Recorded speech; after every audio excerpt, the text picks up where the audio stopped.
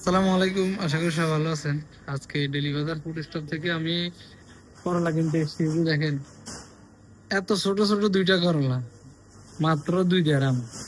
2 দিরহামে মানে বাংলাদেশি টাকায় প্রায় 66 টাকার উপরে। তো এই রেট বেশি হলো না কম হইলো? বলেন, আপনারাই বলেন, বাংলাদেশের কি অবস্থা একটু জানাবেন। এই দুইটা 2 দিরহাম দেন, আর কিছু করার নেই ভাই, কিছু খাইতে মন চান না। আর কি খাওয়া যায়? এখানে আছে বিভিন্ন রকমের তরকারি আছে। আহ এই যে আপনাদের একটু দেখে কি কি আছে।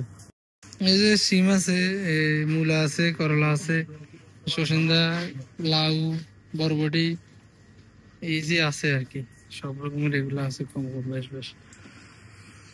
ওই এখানে কি খাওয়া যায় দেখি। এগুলো হলো মালটা, আপেল, কমলা। ডিমগুলো একটু সাইজে বড় আছে, নেমু নি না নেমু বুঝতেছি না। ডিম দুইটা লই, ডিম দুইটার দাম আছে যে আপনার 1 দিরহাম। এই যে দেখেন, দুইটা 1 দিরহাম। এই দুইটাও দিয়ে দেন একসাথে, তাইলে আর কি দিকে খাওয়া যায়। আলু দেখছেন? আলু আলু এগুলো রেট কত করে জানা নেই। 14। 2 দিন কি খামো এখন?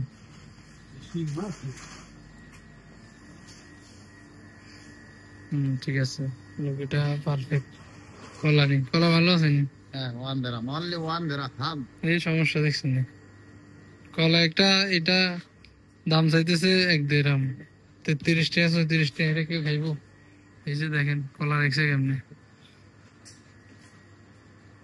কোনটা নিতাম? একটা কলাতে নেমু, এটা তো সাহসে দিতেছে না। সব সমস্যা হলো না, এগুলো নেওয়া যাবে না। ঠিক আছে, ওইটাই দিয়ে দেন, আর কিছু লাগছে না আপাতত।